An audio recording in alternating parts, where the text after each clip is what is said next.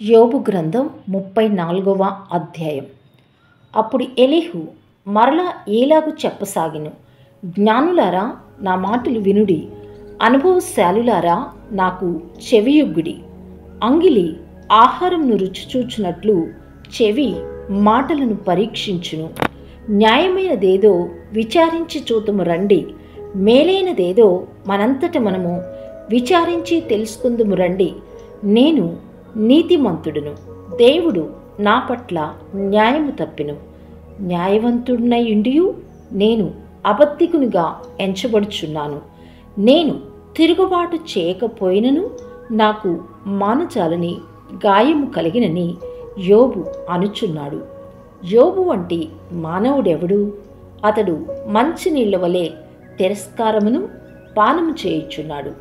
అతడు చెడుతనము చేయువారికి చెలికాడాయెను, భక్తిహీనులకు సహవాసి ఆయను.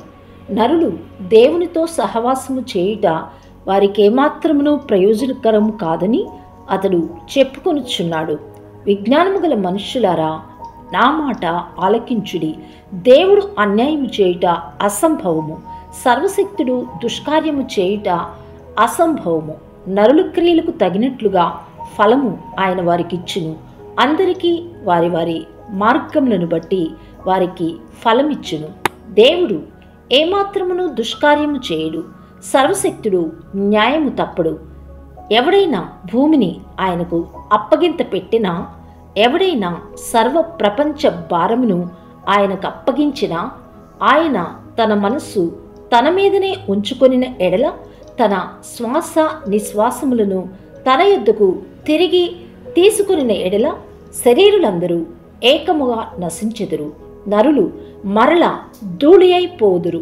కావున దీని విని వివేచించుము, నా మాటల నాలకింపుము. న్యాయమును ద్వేషించువాడు లోకము నేలునా?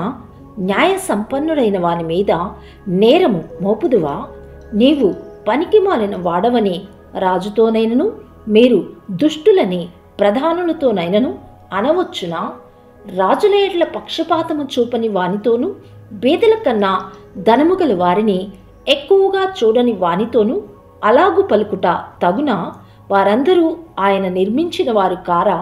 వారు నిమిషములో చనిపోవుదురు. మధ్యరాత్రి ప్రజలు కల్లోలము నొంది నాశనమగుదురు. బలవంతులు దైవికముగా కొనిపోబడుదురు. ఆయన దృష్టి నరుల మార్గముల మీద ఉంచబడి ఉన్నది. ఆయన వారి నడకలన్నీ కనిపెట్టి చూచుచున్నాడు. దుష్క్రియలు చేయువారు దాగుకొనుటకు చీకటి అయినను మరణాంధకారమైనను లేదు. ఒకడు న్యాయ విమర్శలోనికి రాకముందు బహుకాలం అతన్ని విచారణ చేయుట దేవునికి అగత్యము లేదు.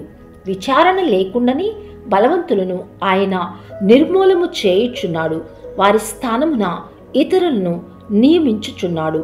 వారి క్రియలను ఆయన తెలుసుకొనుచున్నాడు. రాత్రి అందు ఆయన నాశనము కలుగ చేయగా వారు నలుగగొట్టబడుదురు. దుష్టులని బహిరంగానే ఆయన వారిని శిక్షించును. ఏలయనగా వారు ఆయనను అనుసరించుట మానిరి. ఆయన ఆజ్ఞలలో దేనినైనను లక్ష్య పెట్టకపోయిరి. బేదల మొరను ఆయన యొద్దకు వచ్చినట్లు చేసిరి, దీనుల మొరను ఆయనకు వినపడినట్లు చేసిరి. ఆయన సమాధానము కలుగచేసిన ఎడల శిక్ష విధింపగలవాడెవడు?